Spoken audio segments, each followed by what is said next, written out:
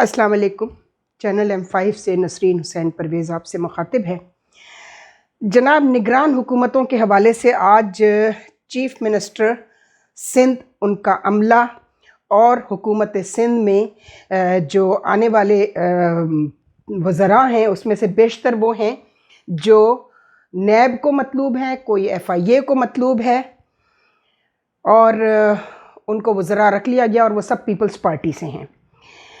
اور Peoples party نے اپنی حکومت نگران حکومتوں کے حوالے سے بنوا کے بہت خوش تھے وہ لوگ، بے تحاشا خوشیاں نظر آ رہی تھی کہ ہماری پارٹی کا سے قربت رکھنے والا پرائم منسٹر، ہماری پارٹی سے قربت رکھنے والا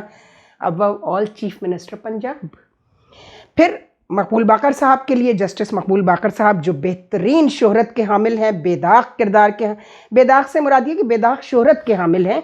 اور کردار کی جہاں تک بات ہے ان کے کردار میں بھی کبھی کسی نے ایسا جھول نہیں دیکھا، اور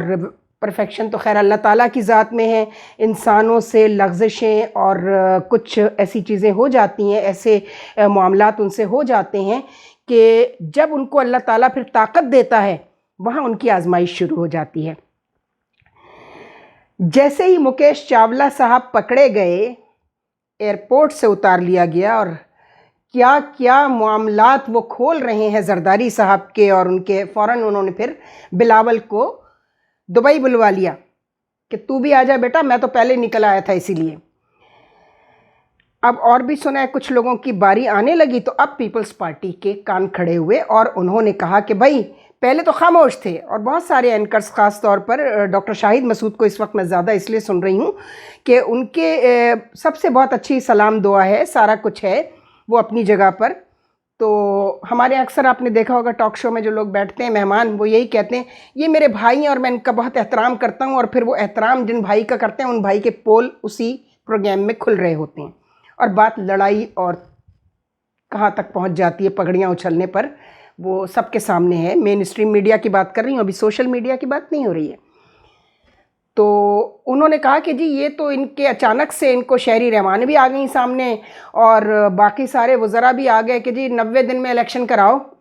آئینی ذمہ داری ہے۔ ارے کون سا آئین؟ کہاں کا آئین؟ تم نے آئین کو آئین کہاں تم سب لوگوں نے رہنے دیا ہے؟ اس آئین کو تو ہم پہلے بھی کہہ چکے ہیں کہ اس کو تو اٹھا کر کچرے کے ڈبے میں ڈالنے کے قابل رہ گیا یہ آئین۔ مجھے حیرانی اس بات پر ہے کہ لوگ اتنے زیادہ غافل ہو چکے ہیں۔ میں پڑھے لکھے لوگوں کی اس وقت بات کر رہی ہوں جو پڑھتے بھی ہیں اور نظر بھی رکھتے ہیں، لیکن زیادہ آپ کو لائیو جو ہے نا وہ نہیں نظر آئیں گے لائم لائٹ میں، اس لیے کہ وہ پبلک فگر نہیں ہوتے۔ اس میں اکیڈیمیا کے لوگ بھی ہیں، پروفیسرز ہیں، ٹیچرز ہیں، کالج لیکچرارز ہیں، اس میں بہت سارے جو ہیں وہ خاتون خانہ بھی ہیں، بہت پڑھی لکھی ہیں لیکن واقعی خاتون خانہ ہیں، اور بہت سارے ایسے کارخانوں میں کام کرنے والے لوگ ہیں، کھیتوں میں کام کرنے والے کسان ہیں۔ ان سب کو ٹی وی دیکھ دیکھ کر یہ تو سمجھ میں آ گئی کہ آئین کوئی ایسی چیز ہے جس کا بڑا احترام کیا جانا چاہیے، مگر ان بیچاروں کو یہ نہیں پتہ کہ احترام اس وقت کیا جاتا ہے کسی آئین کا یا قانون کا جب وہ اپنی اصلی صورت میں موجود رہے، اور کبھی اگر اس میں ترمیم کی ضرورت پڑے تو پہلے ان لوگوں کے پاس جائیں جن سے ووٹ لے کر آئے ہیں، انہیں بتائیں ہم آئین میں ترمیم کرنے جا رہے ہیں، اور وہ یہ ترمیم جو ہے وہ تمہارے فائدے میں، پھر اس میں سے کوئی پڑھے لکھے لوگ ان سے پوچھیں گے بھائی ہمارا کیا فائدہ ہے، ہمارا کیا فائدہ ہے، لیکن وہ جاتے ہی نہیں، جائیں گے کیوں؟ جائیں گے تو پھنسیں گے۔ اس طرح وہ اپنے ووٹر کو یہ یقین دلانے میں کامیاب ہو جاتے ہیں، ان پڑھ بکنے والے بیچارے، چھوٹی چھوٹی ضرورتوں کے لیے بکنے والے ووٹرز، تو وہ کہتے ہیں کہ ہم جو بھی کچھ کر رہے ہیں عوام کی بھلائی، عوام کی بھلائی، عوام کا فائدہ، عوام کے چاہنے والے ان سیاستدانوں سے کوئی پوچھے کہ کسی الیکشن سے، اور اس وقت میں خاص طور پر ایکسکیوز می، ابھی نذیر ناجی کے بیٹے انیق ناجی کا میں ایک کلپ سن رہی تھی۔ انگلینڈ جا کے بیٹھ کے نا یہ بکواس کرنا بہت آسان ہوتا ہے کہ جرنیل ملک تباہ کرے اور نواز شریف آ کے پھر اس کو ٹھیک کرے۔ کیا بات ہے! ہم یہ مانتے ہیں کہ نواز شریف صاحب کے دور میں کچھ ڈیولپمنٹس ہوئی ہیں، یعنی کہ موٹر وے ایک ہے ان کے پاس بس وہ بتانے کے لیے، اور تو کوئی ایسی خاص چیز نہیں ہے، بس موٹر وے ہی ہے۔ تھوڑی بہت ڈیولپمنٹ اگر کہیں ہوئی بھی ہے تو وہ اتنی قابل ذکر نہیں ہے. اس سے زیادہ ترقی تو خیبر پختونخوا میں ہوئی ہے. اور خود ایوب خان کے بیٹے گوہر ایوب نے اپنے دور میں بہت اچھے کام کیے ہیں. گو کہ اپنے ابا کے جانے میں بھی انہی بیٹوں کا ہاتھ تھا. ابا کو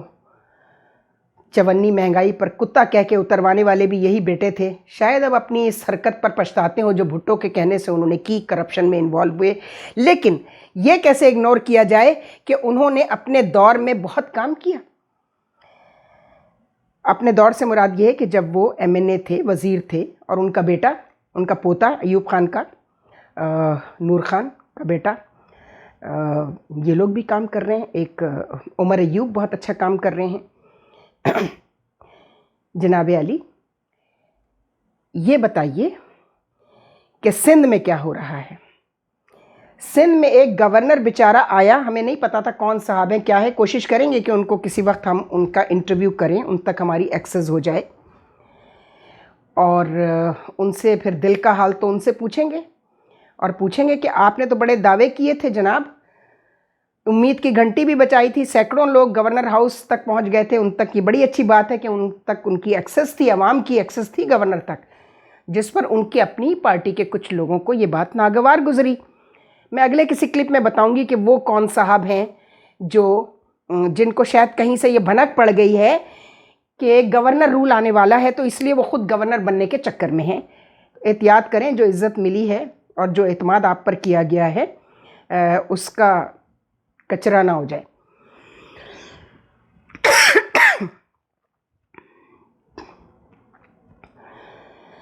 جناب, چانسلر ہوتا ہے governor by virtue of his designation پوری یونیورسٹیز کا, اپنے صوبے کی. برمجال ہے پیپلز پارٹی نے ان کو ان کا کوئی کام کرنے دیا ہو یونیورسٹیز کی اصلاحات کے حوالے سے؟ نہیں کرنے دیا. یہ خبریں ہم تک 3 یونیورسٹیز کے وائس چانسلرز نے پہنچائیں, اور اب ہمیں اس کی کنفرمیشن کے لیے ضروری ہے کہ ہم کامران ٹیسوری صاحب تک رابطہ کریں. اور اب سنا ہے کہ چیف منسٹر صاحب بھی جو ہیں کوئی ان کے ساتھ ان کی مدد کرنے کے لیے تیار نہیں ہے کسی معاملے میں, جبکہ یہ ایک ٹیم ورک ہوتا ہے جب چیف منسٹر اور گورنر جو فیڈریشن کا نمائندہ ہوتا ہے اور اس کو جواب دینا ہوتا ہے فیڈریشن کو کہ بھائی اس نے اپنے صوبے میں کیا اصلاحات کی. چونکہ ہم وہ عشرت العباد صاحب کو تو دیکھ چکے ہیں جو گٹار لے کے ہر وقت آرٹس کونسل میں کھڑے رہتے تھے, اور مشاعروں کی صدارت نے اور بیوٹی پارلرز کے افتتاح کے سوا انہوں نے کچھ کیا نہیں 14 برس میں. بڑا طویل عرصہ تھا ان کی گورنرشپ کا. بہرحال کامران ٹیسوری صاحب جو ہیں ان کو یہ بتانا پڑے گا کہ جو کام ان کے حوالے ہیں فیڈریشن کو وہ جواب دہ ہیں اس کے حوالے سے انہوں نے کیا کیا. بس ہم اپنے ناظرین سے کہیں گے کہ وہ دعا کریں کہ کسی طرح ہماری ایکسس ان تک یہ ہو جائے کہ وہ ہمارے پاس آ کر انٹرویو دینے کے لیے تیار ہو جائیں. جناب, حالت یہ ہے جو پتہ چلا ہے, افسوس ہوا, بہت دکھ ہوا کہ چیف منسٹر ہاؤس تک ایک خاتون ہیں جن کے کام کے بہت چرچے ہیں ان کی کانسٹیٹوئنسی میں, چونکہ وہ پیپلز پارٹی کے مقابلے پہ 17 سال سے الیکشن جیت رہی ہیں اندرون سندھ. غالباً ٹنڈو الیار ان کی کانسٹیٹوئنسی ہے, حیدرآباد کے, اور ٹنڈو الیار کے لوگ جو ہیں ان کسان, ان کے وہاں کے کارخانے دار, وہ سارے لوگ ان سے بہت خوش ہیں, سینیٹر بھی رہی ہیں, اور بڑی کامیاب خاتون کہلاتی ہیں. پولیٹیشنز میں کسی خاتون کی اس طرح عزت ہونا بہت بڑی بات ہے, وہ بھی سندھ میں جہاں شازیہ مری ہیں, شسی پلوجو ہیں, شیلا رضا ہیں, شرمیلا فاروقی ہیں, شہری رحمان ہیں. شہری رحمان نے کچھ کام کیا ہے اور وہ اس کی ایکنالجمنٹ بھی ہو رہی ہے.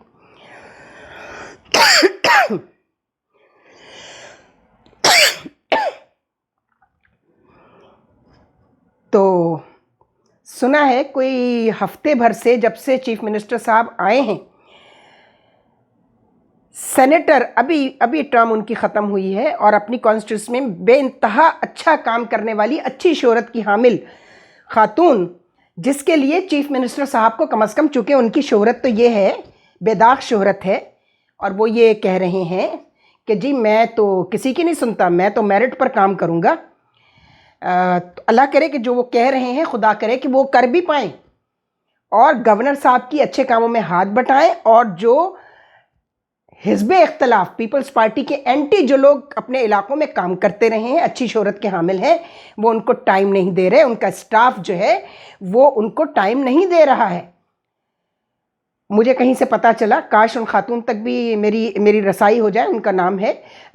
Doctor Raheela mixie.